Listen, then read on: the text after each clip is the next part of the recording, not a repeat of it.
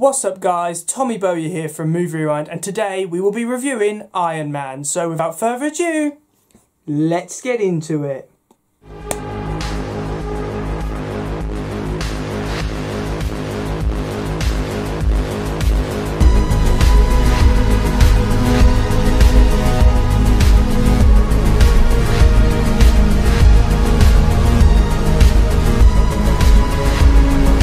So in terms of character development, you can really see a clear progression of the Tony Stark and Iron Man character from the start of this film to the end of this film. At the start of this film, Tony Stark is just a stereotypical spoiled billionaire who just loves gambling loads, spending loads of money, sleeping with loads of women, and he sells weapons which he doesn't care who dies from them as long as he's getting money.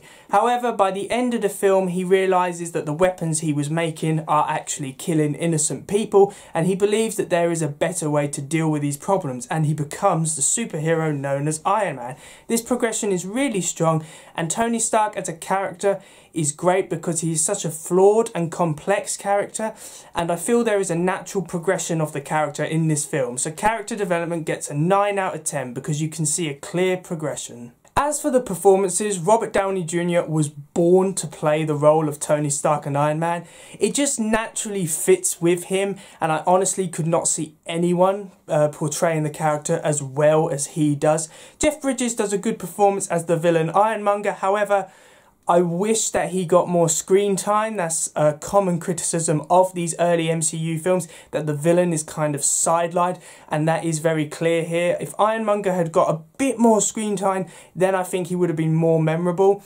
And Gwyneth Paltrow as Pepper Potts is brilliant casting, and honestly there is fantastic chemistry between Pepper and Tony. They naturally fit one another, and it's a joy to see on screen, and you really want them to get together by the end of this film, and it's very sad that they don't. So for the performances, I'm going to give a 10 out of 10 because I can't really fault them. So in terms of the effects for the Iron Man suit do hold up well. Now look, they're not as good as the effects used in some of the more modern Marvel films, such as Infinity War and Endgame. However, you have to look at films in the idea of when they were made, especially with the effects. In 2008, that was nearly 12 years ago now.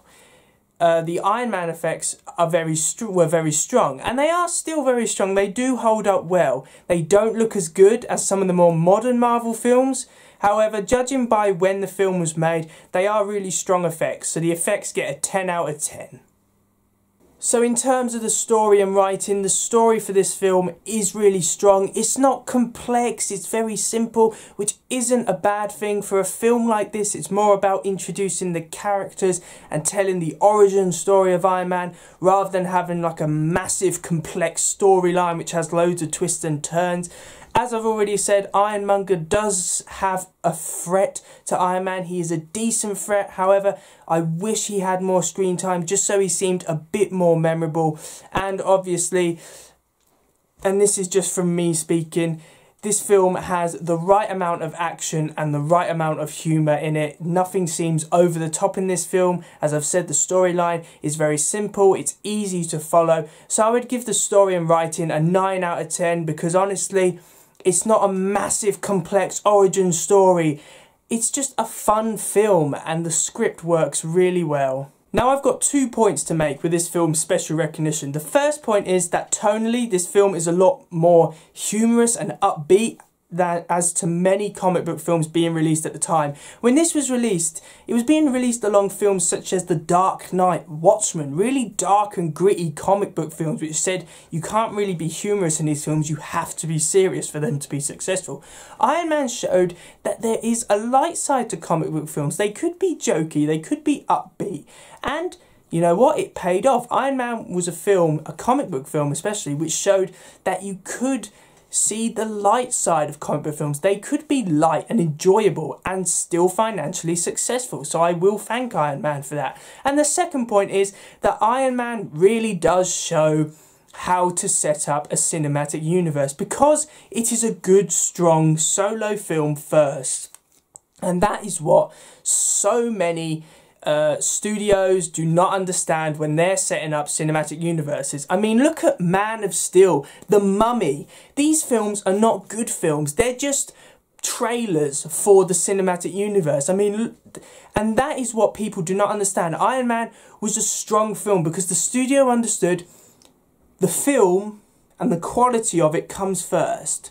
Teasing future films comes second. And I just hope that more studios take from the example of Iron Man and realise that a good film comes first.